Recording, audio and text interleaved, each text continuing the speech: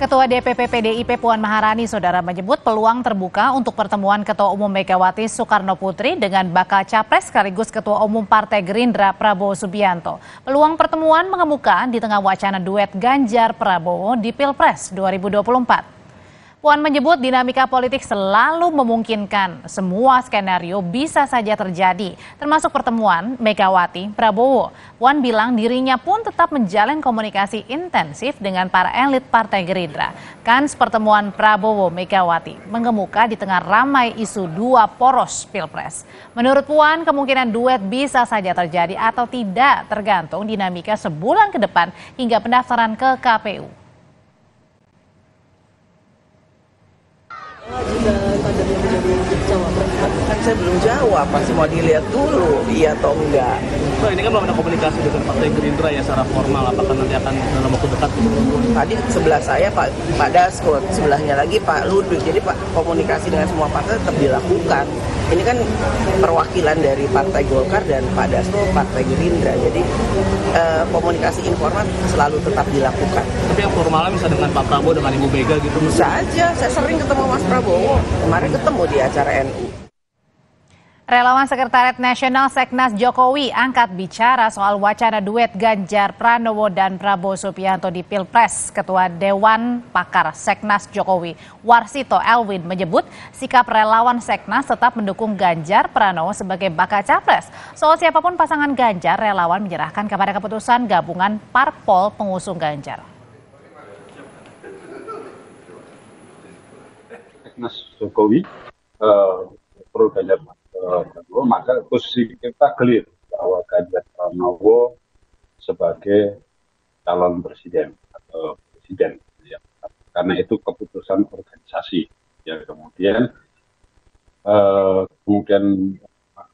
calon presiden apa? Saya pikir ini kita serahkan mekanisme resmi, karena itu yang mempunyai hak untuk mencalonkan kami partai politik. Lalu bagaimana relawan merespon wacana duet Ganjar Prabowo Subianto? Kami bahas bersama Guntur Romli, Ketua Umum Ganjarian Spartan, ada juga Immanuel Ebenezer, Ketua Umum Prabowo Mania 08, dan Direktur Eksekutif Indikator Politik Burhanuddin Muhtadi. Sore, Bapak-Bapak semua. Sore, Assalamualaikum.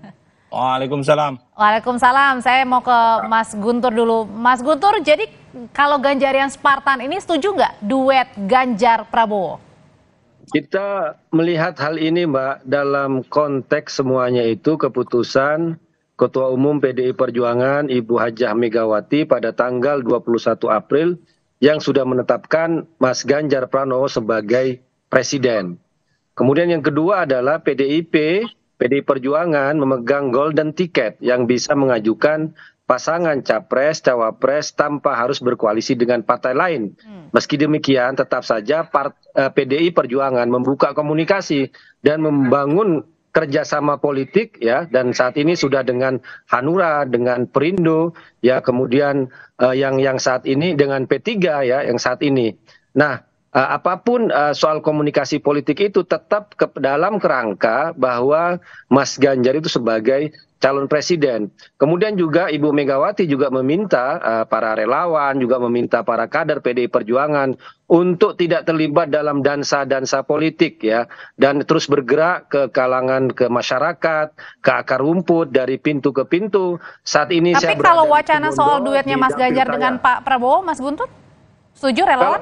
Kalau kami para relawan kemudian juga kader, ya sam'an wa ta'atan, sami'na wa ta'na aja. Yang penting itu Mas Ganjar sebagai calon presiden, ya. Siapapun cawapres yang menguat saat ini kan nama-nama yang muncul ada juga Prof Mahfud MD, ada Mas Kang Ridwan Kamil, ada Mas Sandiaga Uno, siapapun nama-nama yang semakin menguat, ya. Siapapun yang penting adalah presiden tetap Ganjar Pranowo. Oke, itu asal capresnya Mas Ganjar gitu ya. Ya. Oke, saya sekarang mau ke Bang Noel. Kalau Bang Noel sendiri dari tim relawan ini setuju kalau dari Prabowo Mania nantinya Pak Prabowo duet bersama dengan Mas Ganjar atau Mas Ganjar duet bersama Pak Prabowo?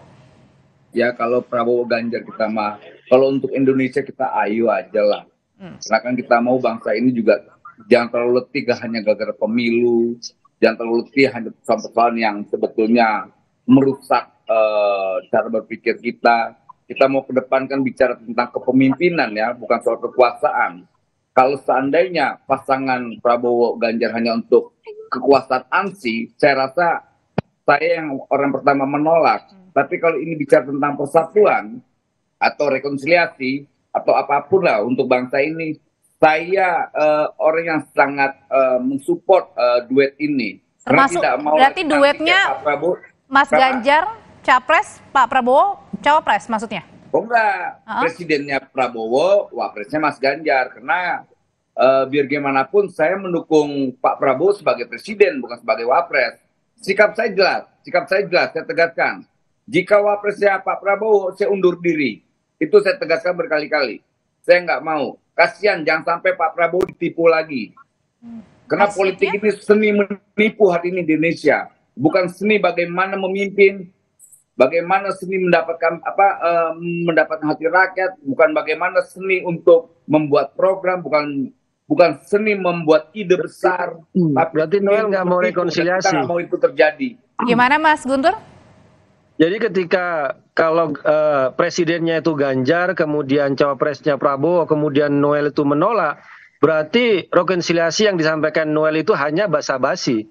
Karena faktanya juga kalau kita bicara soal kedudukan dari PDI Perjuangan sebagai partai pemenang, kemudian pemegang golden ticket, kemudian juga disurvei, ya Pak Ganjar lah yang lebih layak menjadi calon presiden, bukan Prabowo. Seandainya kalau di situ ada mau bicara soal digabungkan. Gitu. Ini beberapa lembaga survei itu Pak Prabowo itu masih mendominan. Gitu. Sebetulnya kita tahu bicara tentang lembaga survei lah. Kita bicara soal kepemimpinan, bicara tentang ide, bicara tentang program, itu lebih enak mendiskusikannya daripada kita bicara soal kekuasaan ANSI. Itu tidak baik di mata rakyat. Kita mau cari pemimpin, bukan mencari penguasa. Kita tidak mau mendapatkan voter di 2024. Baik. Itu yang paling penting. Baik, berarti sama-sama keduanya setuju, tapi nggak tahu nih yang mana capresnya dan jawapresnya di masing-masing relawan. Kalau saya maunya Prabowo presidennya, wapresnya Mas Ganjar. Karena itu nggak bisa. Nggak bisa. Membangun jembatan emas buat anak muda. Oke, saya ke Mas Burhan deh kalau gitu. Yang menengahi Mas Burhan, ini kan masing-masing relawan ini punya jawabannya masing-masing, tapi mau disatukan. Kalau kayak gini caranya bisa nggak nih penyatuan terjadi? Makanya saya termasuk Mas Burhan ini, Bang Noel, memperkirakan bahwa konfigurasi politik hari ini itu masih sulit untuk menduetkan kedua tokoh ini. Jadi konfigurasi politik berkaitan dengan banyak hal. Pertama, bagaimanapun PDI Perjuangan itu punya golden ticket. Tanpa harus berkoalisi dengan partai lain, itu Mas Ganjar bisa maju sebagai capres. Apalagi Ibu Mega sudah mendeklar Mas Ganjar sebagai capres per 21 April. Tapi saat yang sama, dilihat dari sisi partai pendukung Pak Prabowo, itu jauh lebih besar. Dari sisi kekuatan kursi di DPR 45%. Jadi masing-masing punya kelebihan. Nah, termasuk dilihat dari sisi senioritas mungkin Pak Prabowo juga lebih senior. Tetapi dari sisi elektabilitas berimbang per hari ini meskipun head to head Pak Prabowo lebih unggul. Tapi keunggulannya juga tidak signifikan ya secara statistik. Jadi per hari ini itu kemungkinan duel lebih besar ketimbang duet. Tapi lagi-lagi seperti yang Mbak Puan sampaikan, masih ada waktu sebulan ke depan. Dan sepertinya ada kalkulasi yang mungkin dipertimbangkan oleh Mbak Puan. Apa tuh, kalau misalnya, saya sih melihat soal head to head ya. Jadi kalau head to head Mas Ganjar masih tertinggal, apalagi signifikan, mungkin dari kubu Mbak Puan memikirkan opsi lain. Opsinya adalah? Tapi ini opsi menarik diri itu nggak pernah berada dalam tradisi PD Perjuangan. PD Perjuangan kalau sudah mengumumkan capres itu nggak pernah tarik mundur. Jadi lagi-lagi ini di internal PD Perjuangan juga saya lihat ya elitnya belum cukup satu suara berkaitan dengan isu ini. Nah yang kedua itu berkaitan dengan Anies. Anies ini naik nggak nih elektabilitasnya setelah menggandeng Caimin? Kalau misalnya naik dan kenaikannya itu mengganggu elektabilitas peringkat pertama dan kedua dan mengancam menciptakan kejutan untuk masuk putaran kedua, ide untuk menjodohkan Mas Ganjar, Pak Prabowo, siapapun ya, apakah Pak Prabowo yang nomor 1 atau Pak Prabowo yang nomor 2 atau sebaliknya dengan Mas Ganjar. Tapi kalau Anies naik elektabilitasnya jelang pendaftaran, mungkin ada ide-ide membangun gentleman agreement ya antara kubu Pak Prabowo dengan Mas Ganjar. Kenapa harus Siapapun. menunggu Mas Anies nih elektabilitasnya naik atau Nah, per hari ini kan Mas Anies belum mengancam. Jadi per hari ini Mas Anies masih tertinggal, tercecer di peringkat ketiga. Oke. Dan saat yang sama Mas Ganjar dan Pak Prabowo masih punya peluang untuk menang. Makanya tadi saya sebut per hari ini konfigurasi politiknya masih 3 poros. Nah, yang jelas tidak mungkin adalah 4 poros. 2 poros masih ada kemungkinan dalam politik ya. Karena cuma satu saja yang nggak mungkin dalam politik, yaitu menghidupkan orang mati. Yaitu Yesus saja yang bisa itu. Gimana Mas? Tadi mau ngoreksi yang tadi pernyataan Mas Burhan. Yang soal Silakan. elit PDI Perjuangan sampai saat ini tuh solid, tetap mencapreskan Mas Ganjar Pranowo. Ketika Mbak Puan, Mas Aryo Bimo bicara soal komunikasi politik baik dengan partai apapun atau Prabowo, itu dalam konteks tetap dalam amanat keputusan Ketua Umum PDI Perjuangan Ibu Megawati bahwa Mas Ganjar lah sebagai capres. Mereka tidak pernah memikirkan untuk mundur menjadi cawapres. Jadi elit PDI Perjuangan itu sampai sekarang tetap kekeh, tetap kuat bahwa capresnya adalah Ganjar Pranowo. Nah, ketika bicara soal cawapres memang semua terbuka, ada nama-nama yang ditawarkan, nama yang menguat, misalnya Prof Mahfud MD. Kemudian kalau saya dianggap dikatakan diminta secara pribadi untuk menilai cawapres yang sekarang Prof Mahfud MD, kemudian misalnya Mas Ridwan Kamil, kemudian Mas Sandiaga Uno atau Pak Prabowo, saya tentu saja lebih memilih kepada Prof Mahfud MD atau Kang Ridwan Kamil ya. Pak Prabowo menurut saya sudah tereliminasi ketika kita bicara soal kualitas personal dan bisa Tapi jadi. kan kemarin Mbak Puan juga nanti terbuka bisa kalau jadi misalnya Pak Prabowo itu nggak lolos misalnya tes ada kesehatan, pertemuan antara Bu Mega fisik, dengan Pak Prabowo. psikologis itu. Mas Guntur. Ya, pertemuan itu biasa saja, Mbak. Seperti misalnya PDI Perjuangan bertemu dengan Golkar sebelum ini, juga dengan Demokrat, kemudian dengan partai lain. Tapi dari komposisinya kan tetap bahwa Ganjar Pranowo itu sudah ditetapkan oleh Ketua Umum PDI Perjuangan Ibu Haja Megawati sebagai calon presiden, dan PDI Perjuangan tidak punya tradisi untuk mundur atau menarik diri dari yang sudah diumumkan. Itu yang ingin saya tegaskan. Dan elit PDI Perjuangan solid ya untuk keputusan mengamankan dari keputusan Ibu Ketua Umum Megawati Soekarno Dan Putri. kalaupun bertemu Gitu, dengan antara Bu Mega dengan Pak Prabowo, itu artinya tertutup juga kemungkinan misalnya menduetkan Mas Ganjar dengan Pak Prabowo gitu maksudnya. Mas Guntur. Bisa jadi, tapi ya Mas Ganjar tetap sebagai presiden, sebagai calon presiden, bukan sebagai orang nomor 2 seperti yang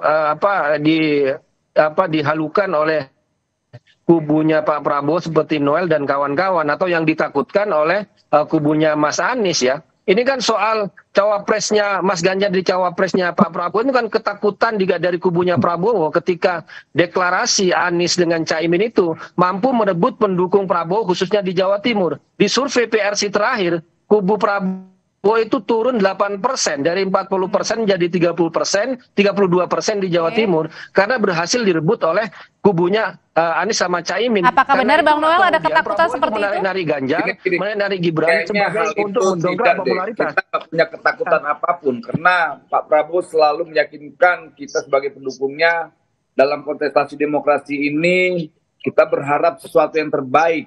Pak Prabowo itu bicara tentang kepemimpinan, siapapun pemimpinnya, mau Mas Ganjar, mau Mas Anies, beliau sosok yang bicara tentang kepemimpinan, jadi tidak bicara tentang kekuasaan. Makanya ya wajar lah kan Guntur Romli ini kan newcomer di PDIP.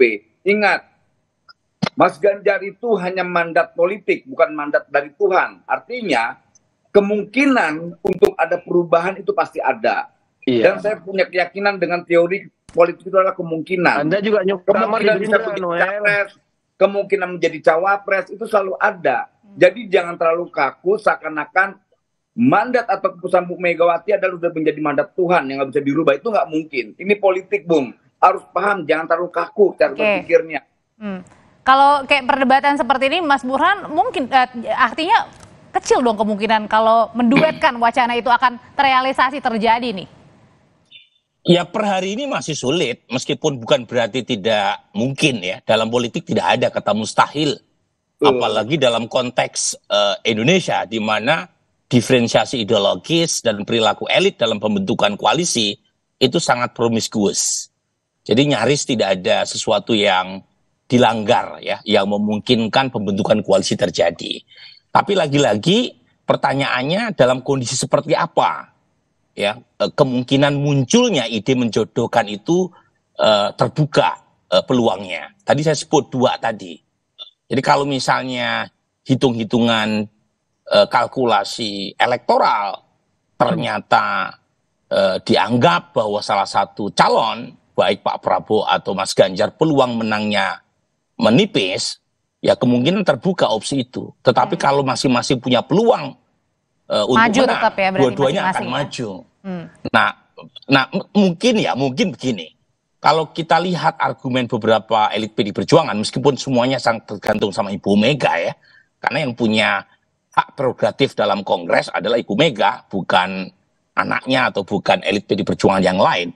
Tapi kalau kita lihat argumen mengapa opsi menjodohkan itu salah satu yang dipikirkan mereka, itu adalah satu argumen elektoral, yang kedua adalah argumen teknis.